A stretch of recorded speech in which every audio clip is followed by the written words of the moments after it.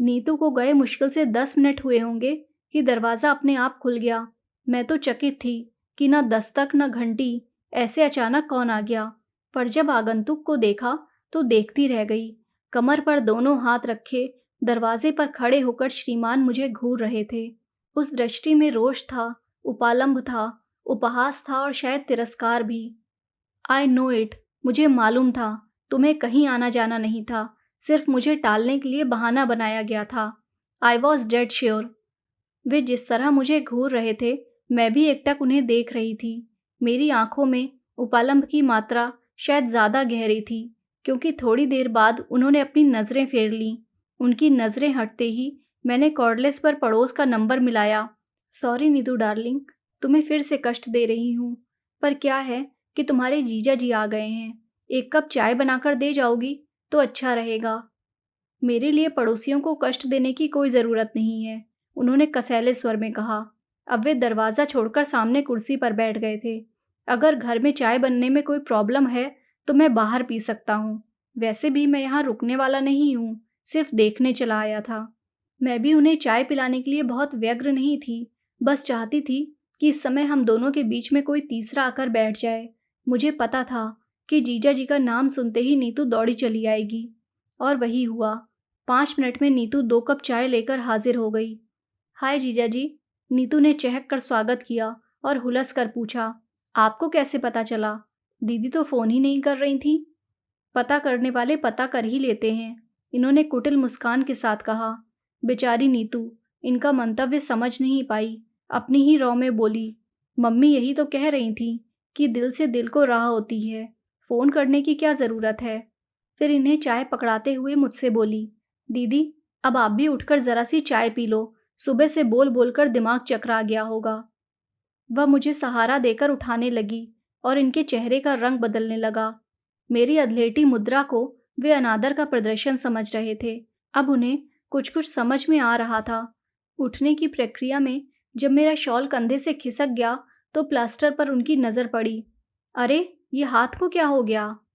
गनीमत है कि सिर्फ हाथ ही टूटा है। आप खुशकिस्मत हैं जीजा जी कि ये सही सलामत बच गईं, वरना क्या से क्या हो जाता। तुम्हें मैं सही सलामत नजर आ रही हूँ? अरे, हाथ ही तो टूटा है। सब लोग कह रहे थे कि किस्मत वाली थीं जो सड़क के किनारे गिरीं। अगर बीच में गिरती तो सोचो क्या होता। उस कल्पना मात्र से ही मुझे झुरझुरी हो आई। मैंने नीतू से कहा, थोड़ी हेल्प कर दोगी तो भीतर जाकर थोड़ा लेट लूँगी। हाँ, अब आप बिल्कुल आराम करो, कोई आएगा तो जीजा जी निपट लेंगे। बिस्तर पर लेटते हुए मैंने कहा, बसंती को 2 दिन की छुट्टी दे दी थी। अगर किसी के हाथ खबर भिजवा दोगी तो वह आ जाएगी, 2 रोटी ही डाल जाएगी। बसंती को मैं खबर कर दूंगी, पर आप रोटी की इतनी चिंता क्यों कर रही हैं? हम लोग क्या इतना भी नहीं कर सकते? तुम ही लोग तो कर रहे हो, पड़ोसी और होते किस लिए हैं? नीतू जब चली गई तो ये कमरे में आकर बोले, इतना सब हो गया तो क्या मुझे फ़ोन नहीं कर सकती थी? मैंने एक क्षण उनकी ओर देखा और कहा, फ़ोन कर भी देती तो क्या आप विश्वास कर लेते या इसे भी एक बहाना समझते? वे चुप हो गए। फिर बड़ी देर तक मौन हम दोनों के बीच पसरा रहा। फिर कुछ देर बाद फ़ोन बजा। मेरा कॉर्डलेस बाहर ही छूट गया था, इसलिए फ़ोन इन्हें ही उठाना पड़ा। शायद बड़े भैया का था। मेरे हालचाल पूछ रहे थे। मैं जब तक उन्हें सावधान करती, वे सब ब्यौरा दे चुके थे। फिर तो मेरी पेशी होनी ही थी। ये क्या कर बैठी तुम? और रात को मुझे बताया क्यों नहीं? मैं उसी समय चला आता। मुझे मालूम था, इसीलिए नहीं बताया। आप आ भी जाते तो सुबह फिर मेहमानों के लिए भागना पड़ता। अब आपकी उम्र इतनी भाग-दौड़ करने की नहीं है। वैसे चिंता की कोई बात नहीं है, पड़ोसी बहुत अच्छे हैं और अब तो ये भी आ गए हैं। हाँ, अभी फ़ोन पर उनकी आवाज़ सुनकर थोड़ा संतोष तो हुआ। अच्छा, तो हम लोग सुबह आते हैं। Take care. भैया के फ़ोन के बाद फिर से सन्नाटा छा गया। ये पेपर पढ़ते रहे। मैं सोने की कोशिश करती रही। नीतू दोनों की थालियाँ लेकर आई। तभी यह नीरवता भंग हुई। नीतू बोली, मम्मी तो कह रही थी जमाई जी को यहीं बुला लो, ठीक से खा लेंगे। पर मैंने कह दिया कि दीदी अकेले बोर हो जाएंगी, वो अच्छी हो जाएं, फिर दोनों को एक साथ बुलाकर खूब खातिरदारी कर लेना। एक बात और, जाते हुए मैं बाहर से ताला डालकर जा रही हूँ, नहीं तो मोहल्ले भर की आंटी लोग तंग करने आ जाएंगी। रात भर की जागी हो, थोड़ा आराम कर लो। खोलोगी कब? 4 बजे चाय लेकर आऊँगी ना। और सचमुच वह हमें ताले में बंद करके चली गई। वह जब तक रहती है, पटर-पटर करती रहती है। घर भरा-भरा लगता है। उसके जाते ही एक निचाट सूनेपन ने घेर लिया। उस असहज एकांत से निजात पाने के लिए मैंने कहा, आप तो आज ही जाने वाले थे ना, तो दिन में निकल जाते, रात में ठंड से परेशान हो जाएंगे। वे एक क्षण मुझे घूरते रहे, फिर बोले, मुझे क्या इतना गया गुजरा समझ लिया है कि तुम्हें इस हाल में छोड़कर चला जाऊंगा। एक तरह से बात यहीं पर एक अच्छे बिंदु पर समाप्त हो जानी थी, पर मेरे मन में तो प्रतिशोध की आग धधक रही थी। वह हुस्न परी वाला डायलॉग मेरे कलेजे में कील की तरह गड़ा हुआ था। उसी ने मुझे चुप नहीं बैठने दिया। मैंने बड़े नाटकीय अंदाज में कहा, मेरी यह हालत है, तभी तो कह रही हूँ, रुककर क्या करेंगे? वे अबाक होकर मुझे देखते रह गए। What do you mean? कुछ नहीं, एक पुरानी बात याद आ गई। एक बार आए थे और संकोच के मारे मैं क्षण भर को चुप रह गई। उस दिन आप कितना नाराज हुए थे। कहा था कि फ़ोन तो कर देती, बेकार में 200-250 रुपयों का चूना लग गया। उनका चेहरा फक पड़ गया। डूबती सी आवाज़ में बोले, उस बात को अब तक गांठ बांधे बैठी हो? यही क्यों, और भी बहुत सी हैं। सारी गांठें खोलने बैठूंगी तो सुबह से शाम हो जाएगी। तुम तो ऐसे कह रही हो जैसे मैं तुम पर बहुत अत्याचार करता रहा हूँ। प्रचलित मायनों में जिसे अत्याचार कहते हैं, वह तो आप कर नहीं सकते थे, क्योंकि मैं उतनी बेचारी नहीं हूँ। आपका तरीका बहुत सोफिस्टिकेटेड है और अप्रोच बहुत ही प्रैक्टिकल। बहुत आसानी से आप सामने वाले की भावनाओं को अनदेखा कर सकते हैं। मसलन मसलन अब कहाँ से शुरू करूँ? चलिए शुरू करते हैं।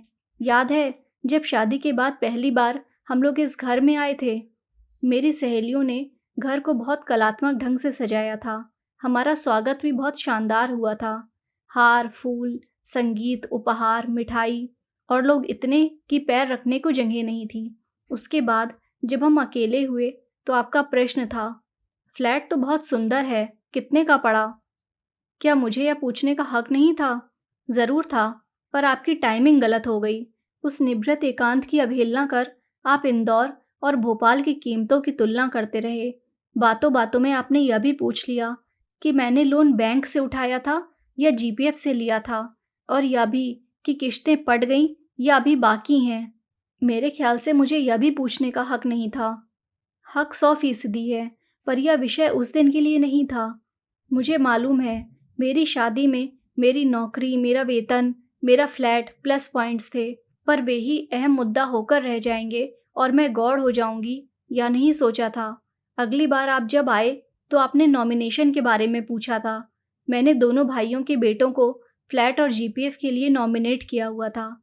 आपने कहा कि अगर नामांकन बदलना है तो फुर्ती करनी होगी, नहीं तो बाद में बहुत परेशानी होती है। इसमें गलत क्या था? सरकारी दफ्तर में काम करता हूँ, रोज़ देखता हूँ कि लोग बाद में किस तरह परेशान होते हैं। मैं भी जानती हूँ, पर महीने भर पहले ब्याही औरत भविष्य के सपने देखती है। उसे वसीयत के बारे में सोचना ज़रा अच्छा नहीं लगता।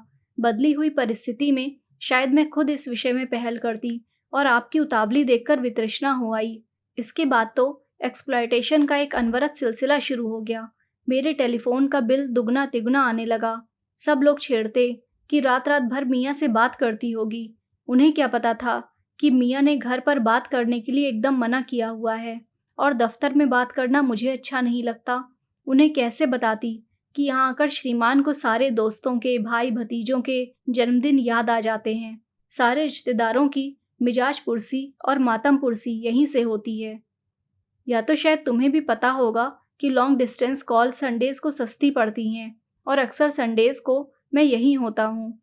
हाँ, मुझे पता है, और मुझे यह भी पता है कि इंदौर का कपड़ा मार्केट बहुत अच्छा है, इसीलिए चादरें और पर्दे यहीं से खरीदने चाहिए। यहाँ की रेडीमेड गारमेंट्स की मंडी भी मशहूर है, इसलिए बच्चों के जन्मदिन के कपड़े यहीं से लेने चाहिए। और जब तब गर्म कपड़ों की सेल लगती है, इसलिए अम्मा जी के लिए शॉल और स्वेटर यहीं से जाएगा। इसके अलावा और भी फरमाइशी आइटम्स हैं, जैसे फरियाली सामान, नमकीन, राहुल के लिए कैमरा, एटलस, रीना के लिए बारबी का सेट, कलर बॉक्स वगैरह। और मुझे यह भी मालूम है कि आपने घर पर यह कभी नहीं जताया होगा कि फरमाइशें कौन पूरी कर रहा है। देखो, ज़्यादा एहसान जताने की ज़रूरत नहीं है, हिसाब लगा कर रखना। अगली बार आऊँगा तो सब चुकता कर जाऊँगा। हिसाब करने की ज़रूरत नहीं है, क्योंकि यह सब मैंने अपने घर के लिए, अपने बच्चों के लिए किया था। जिस तरह शादी के बाद यह घर आपका हो गया, मैंने सोचा कि वह घर भी अब मेरा है। इसलिए एहसान की कोई बात नहीं है, बात अधिकार की है। राहुल को जन्मदिन पर डांस करना था, आप यहाँ का म्यूजिक सिस्टम ले गए। बच्चों को गर्मियों में पिक्चर्स देखनी थी, आप यहाँ से वीसीडी प्लेयर ले गए। बार बार बिजली गुल होने से बच्चों की पढ़ाई हर्ज होती है, इसलिए मेरा इमरजेंसी लैंप भी भोपाल पहुँच गया। मैं शिकायत नहीं कर रही हूँ, आपको अधिकार था और आपने उसका उपयोग किया, पर या तो वन वे ट्रैफिक हो गया, मुझे तो कोई अधिकार मिला ही नहीं। मेरा तो सिर्फ एक्सप्लॉयटेशन किया गया। एक्सप्लॉयटेशन? वाह, सुनने में तो बुरा लगता है ना। शोषण कहूँगी तो और भी बुरा लगेगा, पर मेरे साथ यही हो रहा था और वह मेरी समझ में भी आ रहा था। पर मैंने मन को बहला लिया था कि मैं घर की किश्तें चुका रही हूँ। घर जिसकी मुझे अरसे से तलाश थी।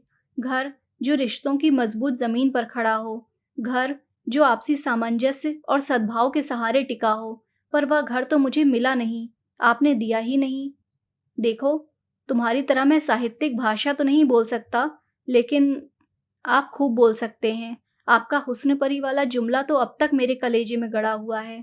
कल रात मैं दर्द के मारे सो नहीं पाई थी, पर यह दर्द उस दर्द के मुकाबले कुछ नहीं था जो उस रात आपने मुझे दिया।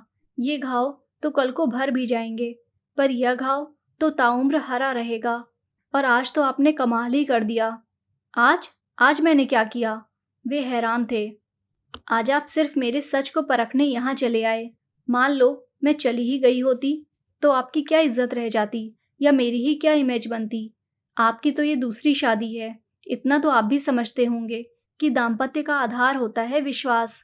और मिस्टर कश्यप, आपने उसे ही नकार दिया, फिर शेष क्या रहा? तभी दरवाज़ा खड़का। नीतू शायद चाय लेकर आई थी। हम दोनों अच्छे बच्चों की तरह चुपचाप बैठ गए। वैसे भी बोल बोलकर मैं इतना थक गई थी कि कुछ देर आंखें बंद करके लेटने को जी चाह रहा था, और चाय पीकर मैं सचमुच लेट गई। नीतू बोली, जीजा जी शाम को क्या खाना पसंद करेंगे, बताइए। व्यंग्यपूर्ण मुस्कुराहट के साथ ये बोले, मैं गरीब क्या बताऊंगा, अपनी दीदी से पूछो, गेस्ट ऑफ ऑनर तो वे हैं। और इतना कहकर वे बाथरूम में घुस गए। नीतू थोड़ी देर बैठी बतियाती रही, पर मेरी ओर से कोई प्रोत्साहन न पाकर चुपचाप उठकर चली गई। वे फ्रेश होकर आए और बालों में कंघा फेरते हुए बोले, अच्छा तो मैं निकल रहा हूँ। मैंने प्रश्नार्थक नज़रों से उनकी ओर देखा। रतलाम वालों के आने तक रुकने का इरादा था, पर देखता हूँ उसकी कोई खास ज़रूरत नहीं है। तुम्हारे अड़ोसी पड़ोसी बहुत अच्छे हैं, खूब अच्छी सेवा टहल कर रहे हैं। मेरी वजह से बल्कि असुविधा ही हो रही है। और हाँ, तुम्हारी सारी चीज़ें अगली बार ले आऊँगा, अगर आया तो, वरना किसी के हाथ भिजवा दूँगा। मैंने उठने का उपक्रम किया तो बोले, लेटी रहो, मेरे लिए फॉर्मेलिटीज़ की ज़रूरत नहीं है। वैसे भी आदर मान बहुत हो चुका है। सी ऑफ करने के लिए ना सही, दरवाज़ा बंद करने के लिए तो उठना होगा। मैं लड़खड़ाते हुए उठ खड़ी हुई। लंगड़ाते हुए जब तक दरवाजे पर पहुंची, ये 2 मंजिल उतरकर बिल्डिंग के गेट तक पहुंच चुके थे। खिड़की से मैं उन्हें जाते हुए देखती रही। फिर मैंने बहुत मुश्किल से दरवाज़ा बंद किया। इतने से श्रम से भी मैं हाँफ गई थी। देर तक बंद दरवाजे से पीठ लगाए मैं निस्पंद सी खड़ी रही। सामने वही खिड़की थी जहाँ से मैंने उन्हें जाते हुए देखा था। मुझे लगा वे मेरे घर से ही नहीं, जीवन से भी चले गए हैं। अलविदा मिस्टर कश्यप, मैंने कहा। आज से मेरे घर का और मेरे मन का दोनों दरवाजे आपके लिए बंद हो चुके हैं। घर का दरवाज़ा तो शायद कभी मजबूरी में खोलना भी पड़ेगा, क्योंकि इस शादी को इतनी आसानी से मैं नकार नहीं सकती। इसके लिए मेरे भाइयों ने बहुत सारा श्रम और पैसा खर्च किया है, इसीलिए इस शादी को तो मुझे ढोना ही पड़ेगा।